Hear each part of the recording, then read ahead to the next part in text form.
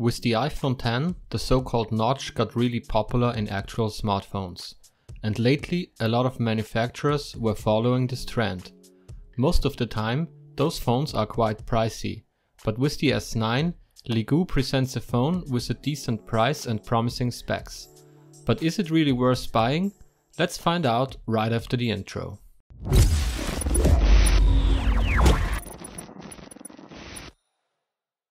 For a notch phone, the S9 is one of the cheapest of its kind. It sells for around $140, depending where you buy it from. There are definitely cheaper Android phones out there, but the S9 delivers quite decent specs. But first, let's have a look what's inside the box. There is a 5V 2A charger and a USB Type-C cable, and besides that, we get a soft clear case, a quick manual, a warranty card, and a SIM ejector tool. For this review, I got the phone in black, which is definitely some sort of fingerprint magnet, but also looks nice. Besides the black color, it is also available in blue and gold. The phone has a metal frame and the back is entirely made of plastic, but doesn't feel cheap in your hands. The battery is built in, which causes that the back of the phone is not removable. The overall dimensions of the phone are 146 by 72 by 8.5 millimeters with a weight of 174 gram, which makes it not too heavy and also comfortable to hold over a longer time. On the right side of the phone we have the volume up and down and the power button. On the bottom we will find the USB-C port, and on the top there is a 3.5mm headphone jack. As the back of the phone is sealed, there is a dual SIM tray on the left side for simultaneous use of 2 nano SIM cards. The second slot can also be used as an SD card slot instead of the second SIM card, supporting SD cards up to 128GB if needed. The phone supports dual 4G networks, which should work worldwide, and so far it worked quite good for me, even though it couldn't reach the speed of higher priced smartphones, but a download speed of around 50 Mbits is still decent and should be enough for everyday activity such as web browsing, watching movies or updating your applications. Let's have a look at the star of the show, the 5.85-inch multi-touch notch display, which is an IPS panel with a screen resolution of 1512 by 720 pixels, a pixel density of 307 ppi and a 19:9 display ratio. The notch makes it possible that most of the front is covered by the screen, leading to a 90% screen to body ratio. Even though the display has 5.85 inch, it feels comfortable in the palm of my hands. The only little downside on the front of the phone is the chin at the bottom, which looks way bigger in reality than it does on the advertised photos. The brightness of the HD Plus panel is absolutely fine and delivers rich colors while using it indoors. Also outdoors, it is pretty usable, even though it is a bit reflective in bright sunlight, which could also be caused by the pre-mounted screen protector, but I had no problems at all navigating through the menus while I was using it outdoors. The phone is powered by a MediaTek 6750 octa-core 64-bit processor and a Mali T860 GPU combined with 4GB of RAM, which is a decent amount for a phone at this price point. With those specs, the S9 is able to manage most standard tasks such as browsing the web, checking Twitter and Facebook, or watching videos on YouTube, Amazon or Netflix. Even playing graphic intense high performance games like Asphalt 9 or Mortal Kombat worked absolutely fine for me, without any lags or other problems.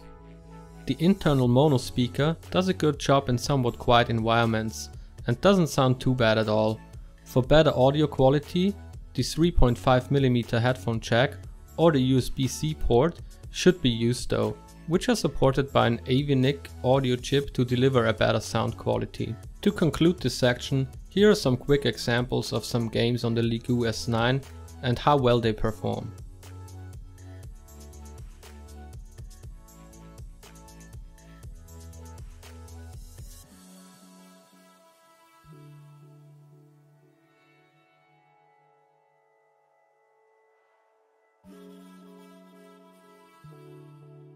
As operation system, Android 8.1 is used with Leagoo's own OS 4.0 on top of it.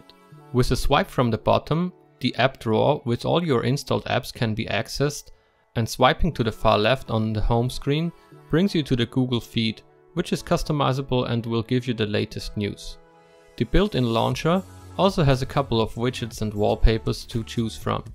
But if you don't like the launcher, there are plenty of options on the Play Store, like the Microsoft launcher for example. The system takes up around 5.7 GB from the 32 GB internal storage, which is expandable with an SD card up to 128 GB if needed.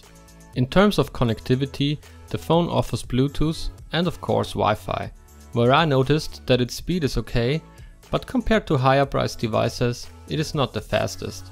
In my tests, the S9 never reached more than 50 Mbit a second, while the iPhone X was able to get way more than 50 Mbits a second on the same network. But that is still a good speed after all, considering that the phone only cost around $140. Leagoo equips the smartphone with a 3300 mAh big battery, which should bring you safely throughout the day. The battery gets charged via the USB-C port, and if the included quick charger is used, it can gain 40% battery power within 30 minutes, which is really helpful, especially when you're on the road. A full charge from 2% took me around 2 hours. In addition to the usual security features like PIN code and pattern, there is a fingerprint scanner on the rear of the phone, which does a pretty decent job, even though the screen could light up a bit faster after you place your finger on the reader. But the recognition of my saved fingerprints was really good in the end. I rarely had any misreadings or other errors. Besides the fingerprint reader, there is the option to use Face Unlock, and I was surprised how good it worked. Even in darker environments, the unlock process worked well without any problems. Besides the notch display, one of the biggest selling points of the S9 is its camera setup, where Leagoo advertises 65 megapixel Ultra HD shots realized through a patented image processing algorithm. But let's have a look at the built-in lenses first. On the rear side, there are two built-in Sony cameras combined with a flash LED, where one is a 13 and the other is a 2 megapixel sensor with an aperture at f2.2, which should bring more light and clarity to the pictures and also should allow better pictures at nighttime. Besides that, there is one 8 megapixel front-facing camera, which uses the screen as a flash for selfies. In fact, the images are somewhat usable when the lighting is good, like on a sunny day, but you can't really compare them to higher priced smartphones in the end. Nighttime photos or photos in artificial light look really noisy and are not really usable. The bokeh effect, or SLR like they call it in the camera app, looks like they just lay a blur effect around the circle in the middle of the image. The 65 megapixel Ultra HD shot requires you to hold the phone really still for a while to get the best results.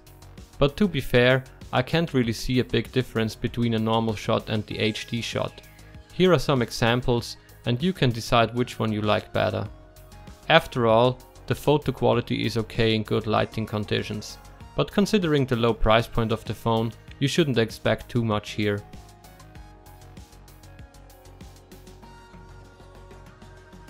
Of course, there's also the option to record video. The rear cam allows videos up to 1080p and the front cam only records up to 720p. Here are some examples during day and night, also using the internal mic of the phone. This is a test video recorded with the Leagoo S9 in 1080p and with its internal microphone. Overall, and considering that the S9 is a quite cheap smartphone, it does a really good job and is absolutely usable even as a daily driver. I had no problems at all with its performance while using apps or games. The only thing I noticed is that there are a couple of apps not making use of the notch, like the YouTube or Instagram app for example. Here you will see black bars left and right of the video while holding the phone in landscape mode, or at the top and bottom while holding it in portrait mode. The camera app crashed a couple of times while switching between photo, video and HD mode, and I noticed that the phone gets quite warm if you use it for a longer time, for example while I was watching a live stream on Twitch. So if you are not a hardcore photographer, this phone might be a good choice to replace an older Android phone, as it delivers a state-of-the-art operation system with Android 8.1. Also, the performance and the internal storage of the phone is absolutely fine for everyday use. Finding a phone with similar specs at this price point is almost impossible. So if you're interested in getting the Leagoo S9, you can find it on several shops for prices starting at $140. I will leave some links in the description. Let me know in the comments below if you want me to do more tests with the S9, and if you like this video, give it a thumbs up and hit that subscribe button for more videos like this coming up on my channel. Thanks for watching and see you next time.